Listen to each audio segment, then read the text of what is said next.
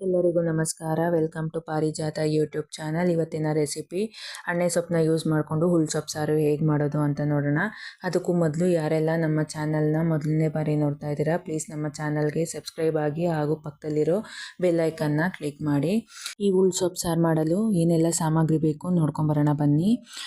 ಒಂದು ಸಿಪ್ಪೆ ಸುಲಿದು ಹೆಚ್ಚಿಟ್ಕೊಂಡಿರೋ ಅಂಥ ಈರುಳ್ಳಿ, ಒಂದು ಗೆಡ್ಡೆ ಬೆಳ್ಳುಳ್ಳಿ, 10-15 ಹಸಿಮೆಣಸಿನ್ಕಾಯಿ, 1 ಟೇಬಲ್ ಸ್ಪೂನ್ ಜೀರಿಗೆ, ಒಂದು ನಿಂಬೆ ಹಣ್ಣಿನ ಗಾತ್ರದಷ್ಟು ಹುಣಸೆ ಹಣ್ಣು ಹಾಗೂ 2 ಟೊಮೊಟೊ.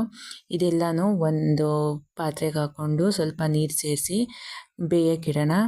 ಇದು ಚೆನ್ನಾಗಿ ಬೇಯಲಿ. ಇದು ಇವಾಗ ಚೆನ್ನಾಗಿ ಬೆಂದಿದೆ. ಇದನ್ನು ಇವಾಗ ಮಿಕ್ಸಿಯಲ್ಲಿ ಗ್ರೈಂಡ್ ಮಾಡ್ಕೊಳ್ಳೋಣ. ಇದು ಸ್ವಲ್ಪ ತರ್ತರಿ ಹಂಗೆ ಗ್ರೈಂಡ್ ಮಾಡ್ಕೊಳ್ಳೋಣ. ಅಷ್ಟರಲ್ಲಿ ಒಗ್ಗರಣೆ ಮಾಡ್ಕೊಳ್ಳೋಕೆ ಏನೆಲ್ಲ ಬೇಕು ನೋಡ್ಕೊಳ್ಳೋಣ. ಒಂದು ಈರುಳ್ಳಿ, ಸಾಸಿವೆ, ಒಂದು ಸ್ವಲ್ಪ ಬೆಳ್ಳುಳ್ಳಿ, ಒಣಮೆಣ್ಸಿನ್ಕಾಯಿ, ಜೀರಿಗೆ. ನಾನಿಲ್ಲಿ ಸಾರು ಮಾಡ್ಕೊಳ್ಳೋಕ್ಕೆ ಒಂದು ಕುಕ್ಕರ್ ಇಟ್ಕೊತಾ ಇದ್ದೀನಿ. ಕುಕ್ಕರ್ ಬಿಸಿ ಆದಮೇಲೆ ಎಣ್ಣೆ ಹಾಕಿ ಅದಕ್ಕೆ ಸಾಸಿವೆ, ಜೀರಿಗೆ, ಒಣಮೆಣ್ಸಿನ್ಕಾಯಿ, ಬೆಳ್ಳುಳ್ಳಿನೂ ಸೇರಿಸ್ತಾ ಇದ್ದೀನಿ. ಅದಾದಮೇಲೆ ಈರುಳ್ಳಿನೂ ಸೇರಿಸಿ ಫ್ರೈ ಮಾಡ್ಕೊತಾ ಇದ್ದೀನಿ. ಇದೆಲ್ಲ ಸ್ವಲ್ಪ ಫ್ರೈ ಆದಮೇಲೆ ರುಬ್ಬಿಟ್ಕೊಂಡಿರೋ ಅಂಥ ಸೊಪ್ಪಿನ ಮಿಶ್ರಣನೂ ಸೇರಿಸಿ ಇದಕ್ಕೆ ಅನುಗುಣವಾಗಿ ನೀರು, ಉಪ್ಪು ಸೇರಿಸಿ ಸಾರನ್ನ ಕುದಿಸ್ಕೊತಾ ಇದ್ದೀನಿ.